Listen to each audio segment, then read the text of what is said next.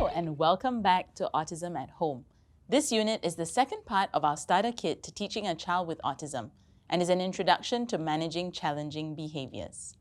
To get the best out of these series, do remember to check out our previous unit on key strategies for teaching a child with autism, as you really need that foundation in order to understand the concepts covered in this unit. So let's get started. One of the biggest challenges parents of children with autism face every single day is challenging behaviors. These can include meltdowns in public, hitting, biting, scratching, self-injurious behavior, and the list goes on.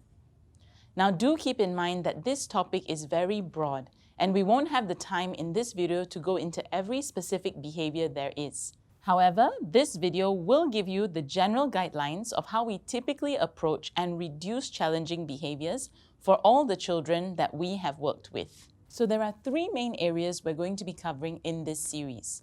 Firstly, defining challenging behaviors. Secondly, understanding why the behaviors occur. And thirdly, developing a comprehensive behavior management plan, or an action plan if you will. So let's start by defining what a challenging behavior is, which I will here on refer to as a behavior.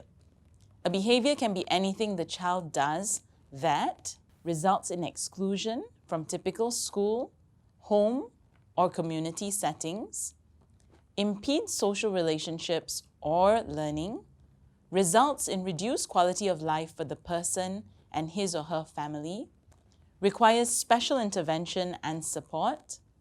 Challenging behaviors are really difficult because they can result in serious consequences for the child and families of children with autism.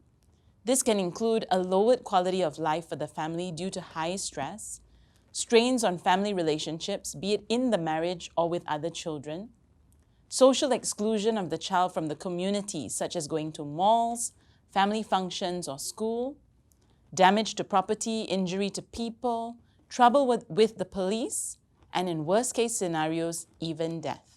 To get started, we at EAP tend to sort behaviors into two main categories, yellow light and red light. Examples of behaviors categorized yellow can include not listening to the adult, tantrums, self-stimulatory or stimming behaviors, swearing or rude comments, or even just rigidities, which basically means the child wants to do things the same way all the time, etc. Examples of behaviors categorized red can include aggression, like hitting, biting, head-butting, or scratching, or self-injurious behaviors like head-banging and biting oneself, dangerous behaviors like wandering, running away, bolting, jumping from a height, or sexualized behaviors like touching others inappropriately. Now it's your turn. Make a list of all the challenging behaviors your child currently demonstrates. Now highlight which are the top 3 behaviors you really want to work on first. We would recommend focusing first on the red challenging behaviors. In other words, the behaviors that are harmful to the child or others. These should be your top priority. Okay, so before we can manage and reduce these behaviors, let's talk about understanding why these behaviors happen in the first place. That will be in our next lesson.